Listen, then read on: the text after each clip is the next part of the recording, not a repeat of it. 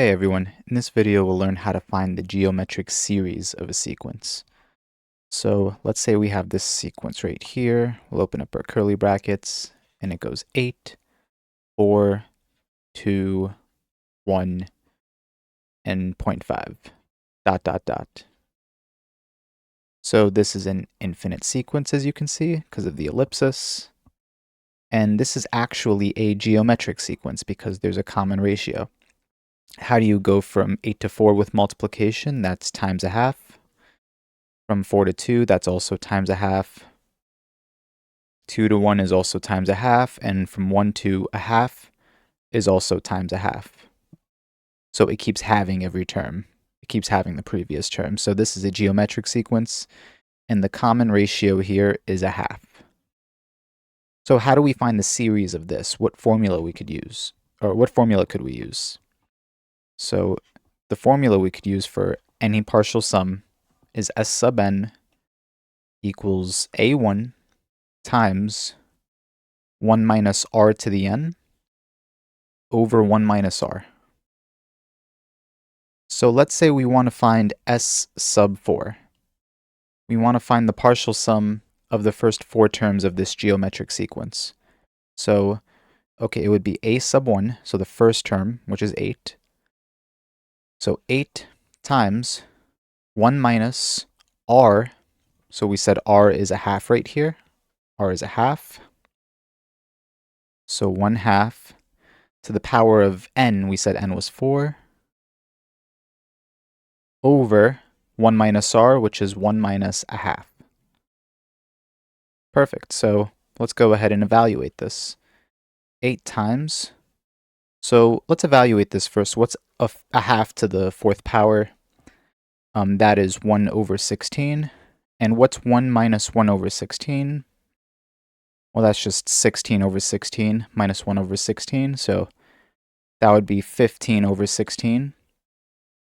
And in the numerator, and in the denominator, 1 minus a half is a half. So 15 over 16 divided by a half is the same thing as, this is just division of fractions. This is the same thing as 15 over 16 times 2 over 1. And this would be 30 over 16, which we can simplify. So let's just go ahead and write it down. 80 times 30 over 16. 30 over 16 can be reduced to 15 over 8. 8 times 15 over 8. So 8 over 1 times 15 over 8. The 8 in the numerator and denominator cancel out. So we're left with 15 over 1, or just 15. So the partial sum of the first 4 terms of this geometric sequence is 15. And that's how we find it. So this formula works if you want to find a finite sum. So this is for a finite sum. But what if we want to find an infinite sum? So let me go ahead and just erase all this. Let's erase that. Let's erase that. What if we want to find an infinite sum? We want to add up every single term in this geometric sequence. Is that even possible? Well, the answer is it depends. And in this case, it actually is possible. So let me just move this a little bit. So if you want to find the infinite sum,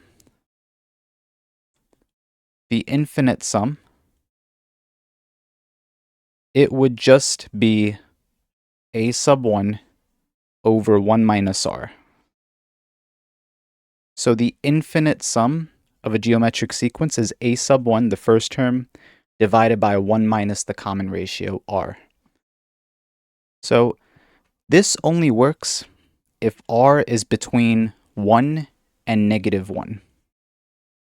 And we'll explain why in a second, but over here, our r is a half.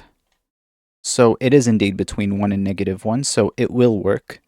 So we can take the infinite sum. We can add up an infinite amount of terms. We can add up 8 plus 4 plus 2 plus 1 plus a half. We can add it up all the way up to the infinite term, we can add up all of them and we will get a finite result. So let's go ahead and find it. S equals, what is a sub 1? That's 8. So the first term is 8. So a sub 1 is 8 over 1 minus r. And we said r is a half. So a half equals 8 over 1 minus a half in the denominator is a half. 8 divided by a half is the same as 8 times 2, which is 16. And there we go. What this means, this 16 means, is that this entire geometric series right here, the series of this entire geometric sequence, if you add up an infinite amount of terms, it equals 16. So you add up every term here, the infinite amount of terms, it equals 16. How is that possible? That's because this sequence converges. This sequence converges.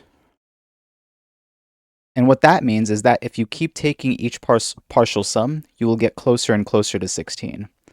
Let's just do it real quick over here. Let's add up the first two. 8 plus 4, that's 14. And then if you add up the first three, that's, so 8 plus 4 is 12. And then if you add up the first three terms, 8 plus 4 plus 2, that's 14. And then if you add up the first four terms, 8 plus 4 plus 2 plus 1, that's 15. Then over here is 15 and a half. And then the next number to come out of this sequence is 0.25. So that'd be 15.75. And you actually approach 16. The more and more partial sums you take, you approach 16.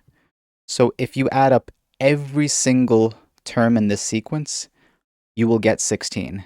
Even though it is an infinite sequence because of the ellipsis right here, you can actually take the sum of an infinite sequence. You can find the infinite series as long as it converges. And it will converge as long as this condition is met.